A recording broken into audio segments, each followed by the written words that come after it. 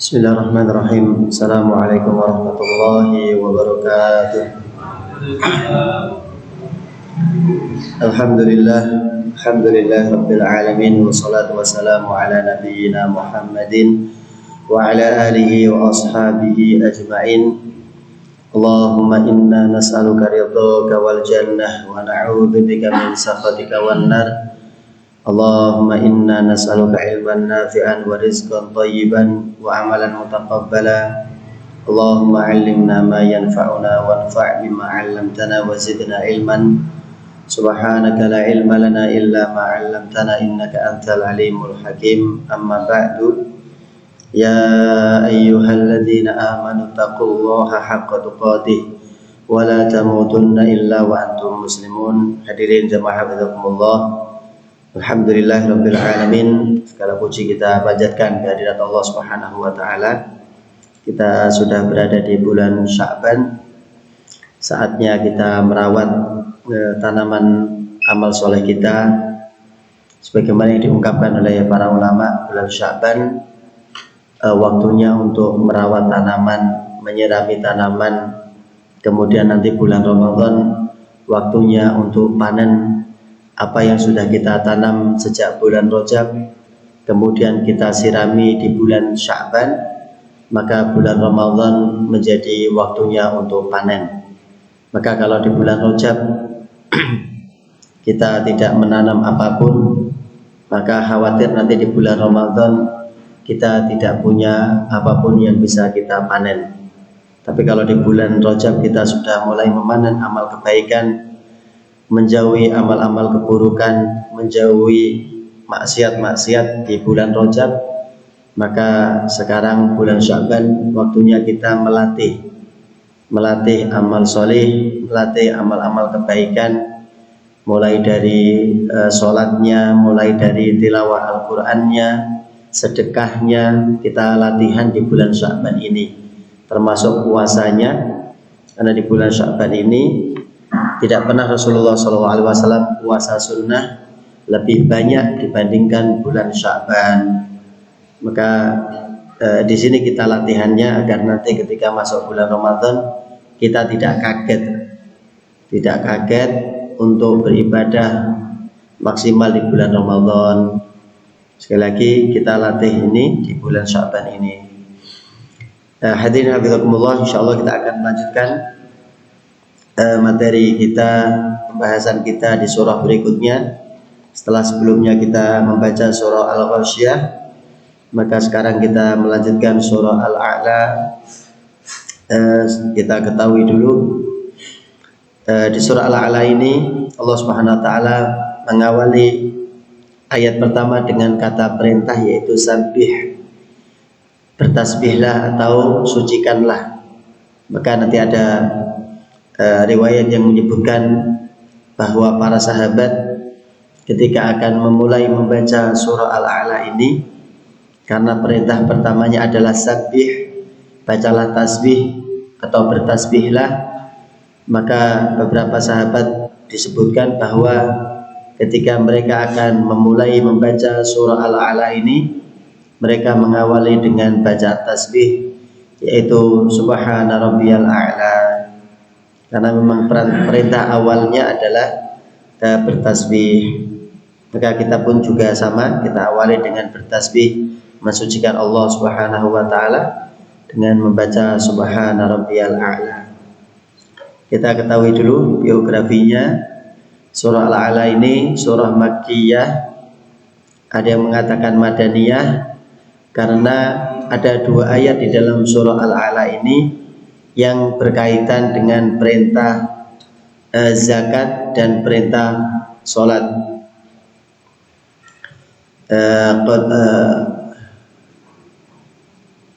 Qad aflaha man tazakka wa dzakara isma rabbih fa shalla.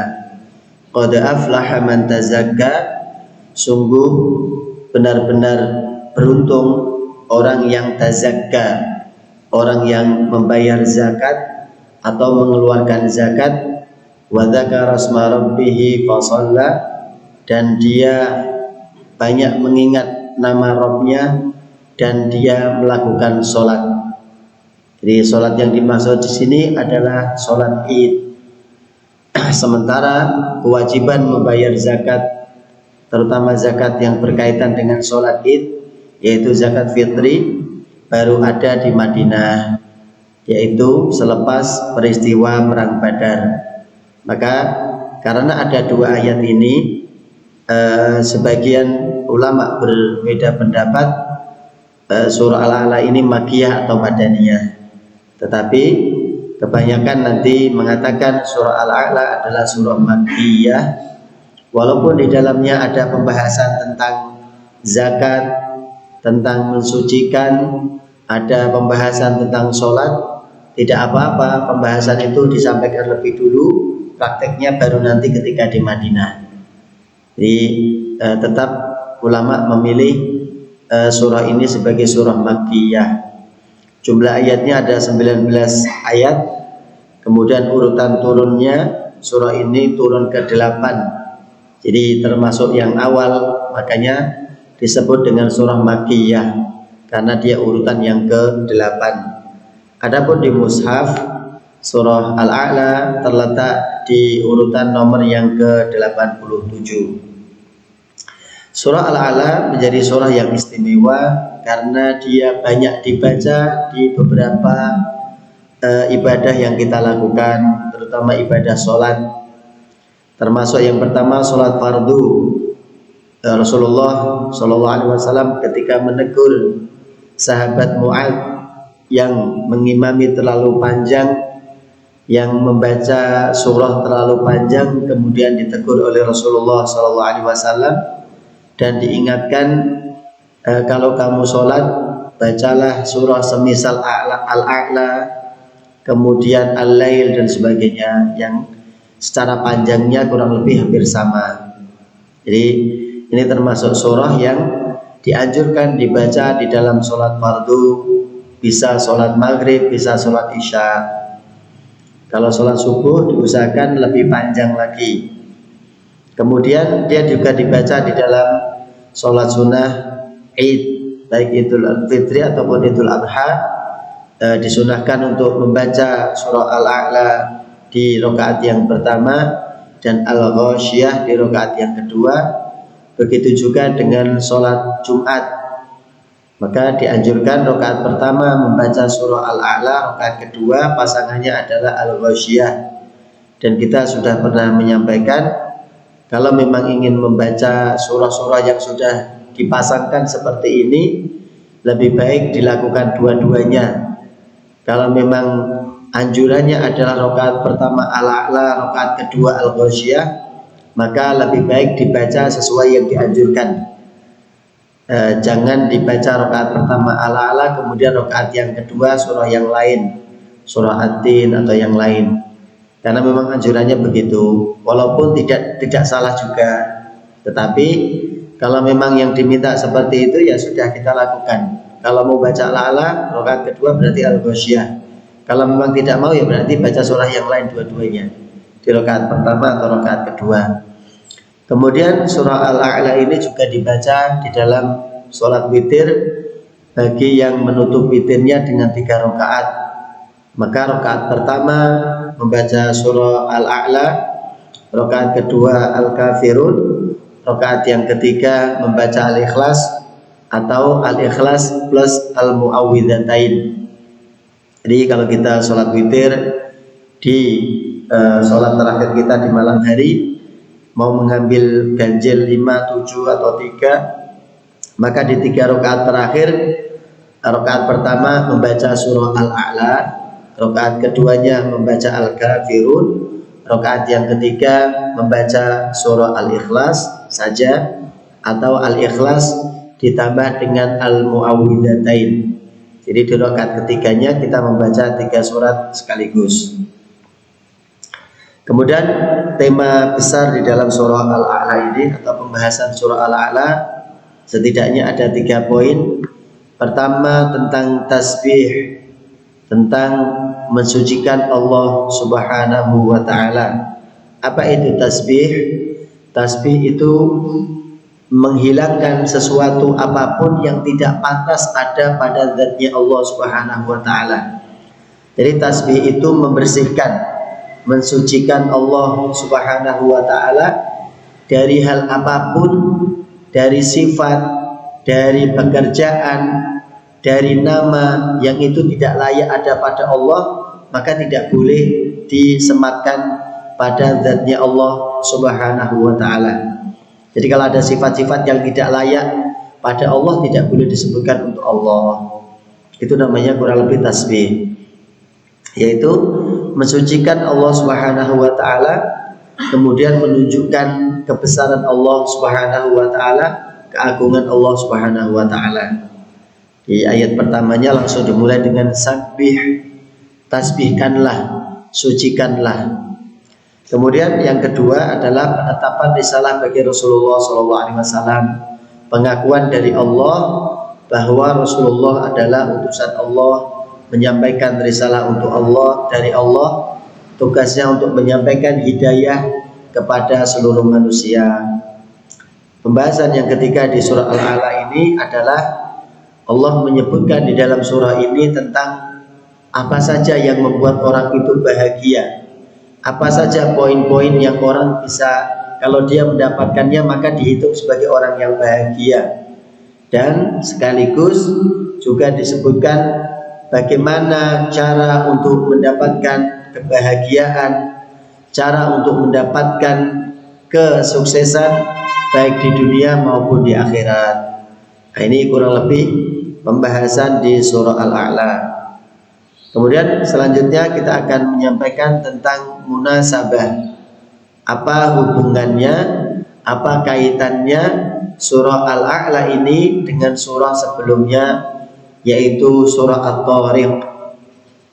Secara garis besar dua surah ini, baik surah Al-A'la, surah At-Tariq, memerintahkan kita untuk bertafakur, memerintahkan kita untuk merenungi ciptaan-ciptaan Allah Subhanahu wa taala.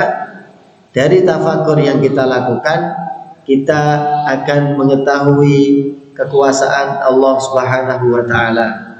Jadi kalau kita memikirkan cara kita mengenal Allah adalah dengan mengenal makhluk-makhluk ciptaan Allah.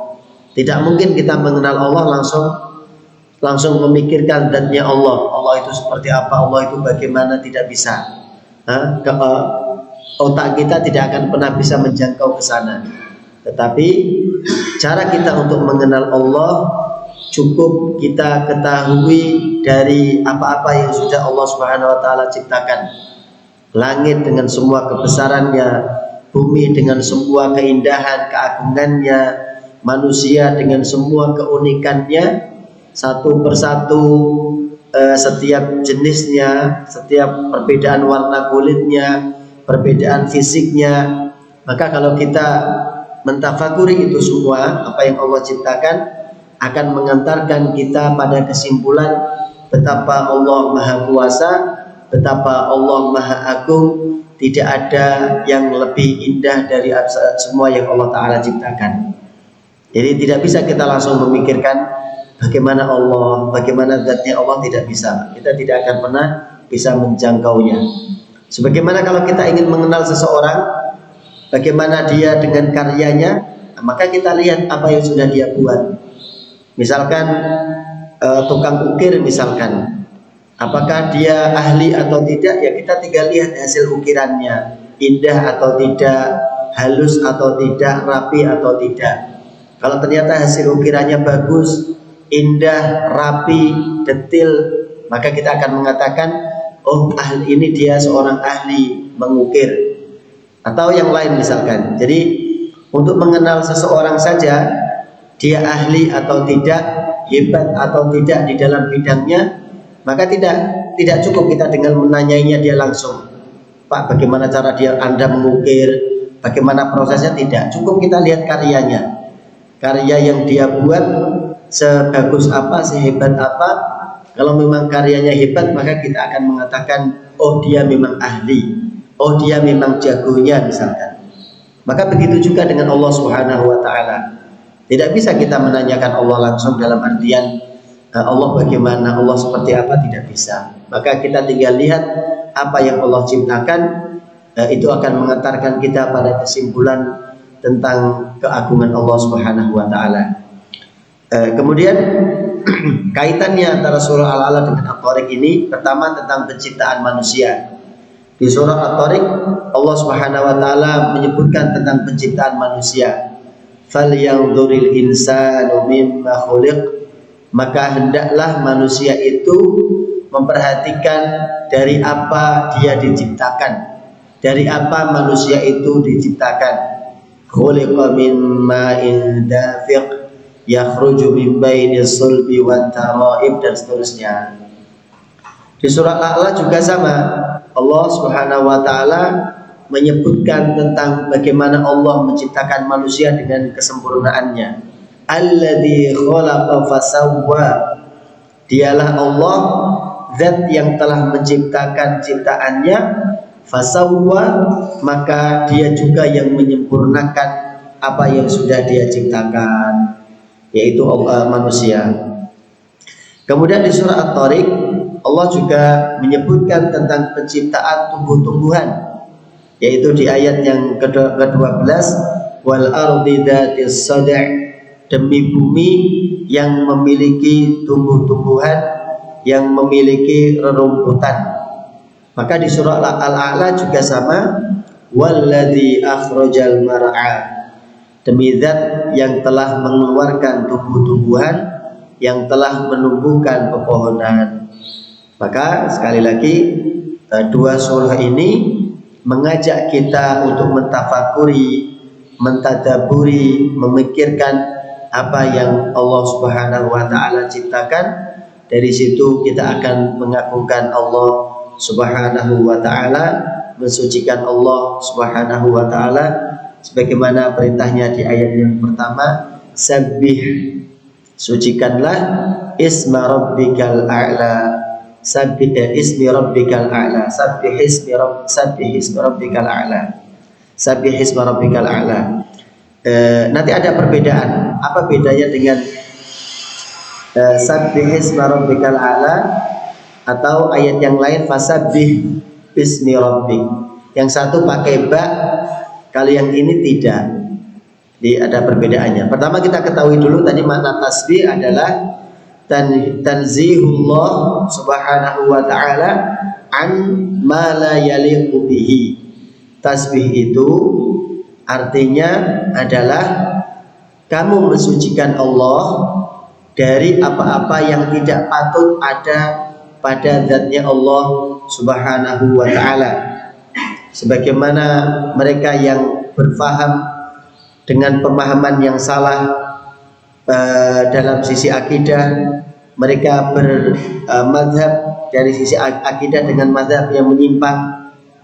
Ada yang menyebutkan Allah seperti makhluk, Allah butuh tempat, Allah butuh bantuan dan sebagainya. Maka semua ini tidak patut ada pada zatnya Allah. Maka kita menghilangkan semuanya, menafikan semuanya, tidak boleh ada pada zatnya Allah Subhanahu wa ta'ala. Laisa kamitslihi syai', tidak ada yang serupa dengan Allah Subhanahu wa ta'ala, tidak ada yang sama dengan Allah Subhanahu wa ta'ala. Surah Al-A'la ini termasuk satu di antara 7 surah yang diawali dengan tasbih. Jadi di Al-Quran itu ada 7 surah, ada 7 surat yang diawali dengan tasbih. Di antaranya surah Al-Isra, Al-Hadid, kemudian Al-Hasyr, As-Saff, Al-Jumu'ah, At-Taghabun, dan Al-A'la ini. Jadi ada 7 surah di dalam Al-Quran yang diawali dengan lafaz tasbih, pensucian kepada Allah Subhanahu wa ta'ala. Dari 7 surah ini ada yang menggunakan kata kerja lampau, fi'il madhi, ada yang menggunakan fi'il mudhari', ada yang menggunakan fi'il amr, dan ada yang menggunakan masdar. Jadi Masya Allah lengkap. Jadi kalau kita belajar bahasa Arab di Al-Quran ini benar-benar lengkap. Karena memang kaidah bahasa Arab ya diambilnya dari Al-Quran. Tidak boleh kaidah bahasa Arab menyimpang dari Al-Quran. Kaidah nahwu, grammarnya Arab tidak boleh menyimpang dari Al-Quran. Jadi semuanya harus dikembalikan kepada Al-Quran. Ya, jadi termasuk satu dari 7 surah yang diawali dengan tasbih tadi, yang semua bentuknya lengkap. Jadi bentuknya ini perubahan katanya lengkap. Ada yang bentuk kata kerja lampau, ada bentuk fi'il mudhari yang merupakan sekarang dan yang akan datang, ada yang bentuknya kata perintah, sabbih, sucikanlah, ada yang bentuknya kata benda yang dia bersifat tetap. Di Al-Quran juga ada satu dari 7 surah tadi diawali dengan kalimat tasbih, ditutup dengan kalimat tasbih. Jadi di dalam Al-Quran ada satu surah yang dimulai dengan tasbih, ditutup dengan tasbih, diakhiri dengan tasbih, yaitu surah Al-Hasyr. Diawali dengan tasbih, sabbaha lillahi ma fis samawati wa ma fil ard, juga ditutup dengan tasbih juga. Kemudian ini tadi yang sudah kita sampaikan, ada sunnah yang hilang atau tidak diamalkan, yaitu kalimatnya idza qara'ta suratal a'la wa qulta sabbihisma rabbikal a'la an taqul subhana rabbiyal a'la wa hadza lil imam wal ma'mumin sawaan. Kalau kamu ingin memulai membaca surah Al-A'la, maka ketika kamu mulai sabbihisma rabbikal a'la, ucapkanlah di dalam hati kalimat tasbih subhana rabbiyal a'la. Jadi karena perintahnya adalah sucikan Allah, maka ketika kita ingin membaca surah ini, ucapkan di dalam hati tasbih kepada Allah, yaitu subhana rabbiyal a'la. Kemudian dari surah ini Rasulullah Muhammad SAW mengatakan, ij'aluha fi sujudikum, jadikan tasbih ini di dalam sujud-sujud kalian. Atau di kalimat yang lain, ij'aluha fi ruku'ikum, jadikan tasbih ini di dalam bacaan rukuk-rukuk kalian. Maka ketika kita rukuk, maka ketika kita sujud, yang kita baca adalah lafaz tasbih, subhana rabbiyal azim, subhana rabbiyal a'la. Mengapa harus tasbih? Masya Allah, fadilahnya banyak. Dari hadis yang derajatnya bisa kita terima, kita amalkan, sampai hadis yang bisa jadi berlebihan. Karena nanti di dalam tafsir Al-Qurtubi disebutkan ketika Allah Subhanahu wa taala menciptakan satu malaikat bernama Hizqail. Malaikat ini disebutkan memiliki sayap yang lebih banyak daripada malaikat Jibril. Makanya ini yang Allah taala alam, secara sanad saya belum mencarinya derajat hadisnya. Tapi di tafsir Al-Qurtubi, salah satu tafsir induk yang menjadi rujukan, disebutkan malaikat ini memiliki 16.000 sayap. Satu sayapnya dengan sayap yang lain, masing-masing sayapnya ini jaraknya 500.000 perjalanan. Gimana itu kita bayangkannya? Kita nggak bisa membayangkannya. Karena kalau sudah bicara tentang sesuatu yang gaib, nalar kita tidak akan pernah nyampe. Malaikat punya 16.000 sayap, kemudian jarak sayap satu dengan sayap yang lainnya 500.000 perjalanan. Nah, itu gimana cara bayangannya? Kemudian malaikat ini nanti diperintahkan oleh Allah, terbanglah untuk mencapai arasy Allah. Karena sempat disebutkan di tafsir itu, tiba-tiba nanti ada yang berkata di dalam hatinya, bertanya kepada malaikat ini, apakah kamu bisa melihat? Berarti kalau kamu punya sayap sebanyak itu, kamu akan bisa melihat arasy Allah dengan seutuhnya. Maka kemudian Allah menantang malaikat ini, wahai malaikat, terbanglah dengan sayap yang kamu miliki. Kemudian Allah tambahkan lagi dengan sayap yang jumlahnya lebih banyak atau serupa dengan sayap yang dia miliki, digandakan sayapnya menjadi 32.000, kemudian disuruh terbang ke atas. Ternyata begitu malaikat ini terbang dengan semua kekuatan yang sudah dimilikinya, pemberian Allah Subhanahu wa taala, bahkan mencapai, kalau arasy itu ibarat singgasana, mencapai kakinya arasy saja tidak bisa malaikat ini. Maka kemudian malaikat ini mensucikan Allah, bertasbih untuk Allah Subhanahu wa taala. Artinya tidak akan pernah ada yang bisa mencapai membayangkan tentang kekuasaan Allah Subhanahu wa taala. Di peristiwa tentang Isra Mi'raj, tentang Mi'raj, kita sudah mendapatkan pelajarannya. Bagaimana ketika Mi'raj itu kita mendengar kalimat, ada tempat namanya Sidratul Muntaha. Sidratul Muntaha itu sidrah dari kata sidr. Sidr itu kalau di kita diartikan dengan daun bidara. Tetapi tentu daun bidaranya tidak sama dengan yang ada di bumi. Disebut sidrah karena memang dia pohon. Kalau kita menyebutnya daun bidara, tapi bedanya kalau Sidratul Muntaha ini daunnya itu, daun dari pohon ini selebar telinga gajah. Jadi kalau daunnya selebar telinga gajah, tentu daunnya tidak mungkin satu tok. Kalau satu itu namanya bonsai, bukan sidrah. Jadi daunnya, setiap lembar daunnya itu selebar telinga gajah. Maka kalau kita bayangkan ya, terus kalau dia lebat terus seperti apa pohonnya? Maka dia disebut dengan Al-Muntaha. Muntaha itu yang paling ujung.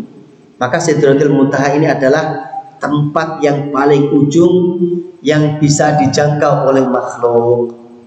Setelah Sidratul Muntaha, di sana nanti ada arsy dan sebagainya, ada kursi, arsy. Maka tidak akan pernah ada makhluk yang bisa mencapai ke sana. Dengan apapun tidak akan bisa. Nah, di tempat bernama Sidratul Muntaha ini, bahkan malaikat Jibril kan tidak bisa sampai ke sana. Tapi Rasulullah Muhammad SAW bisa menjangkau tempat itu, Sidratul Muntaha, sementara malaikat Jibril saja tidak bisa sampai ke sana. Nah, setelah Sidratul Muntaha sudah tidak ada lagi tempat yang bisa dijangkau oleh makhluk ciptaan Allah. Artinya setelah Sidratul Muntaha ke atas, hanya Allah Subhanahu wa taala yang memiliki ilmunya, pengetahuannya. Maka pantas kalau kita harus mensucikan Allah dari semua hal yang tidak patut ada pada zatnya Allah Subhanahu wa taala. Insyaallah kita akan lanjutkan di pertemuan yang lain tentang ayat demi ayat dari surah Al-Alaq ini dengan segala keterbatasan ilmu yang kita miliki tentunya. Wallahu ta'ala alam bisawab. Kita cukupkan dengan baca doa kafaratul majlis. Alhamdulillah. Subhanakallahumma wa bihamdika asyhadu an la ilaha illa anta astaghfiruka wa atubu ilaik. Alhamdulillahirabbil alamin. Assalamualaikum warahmatullahi wabarakatuh.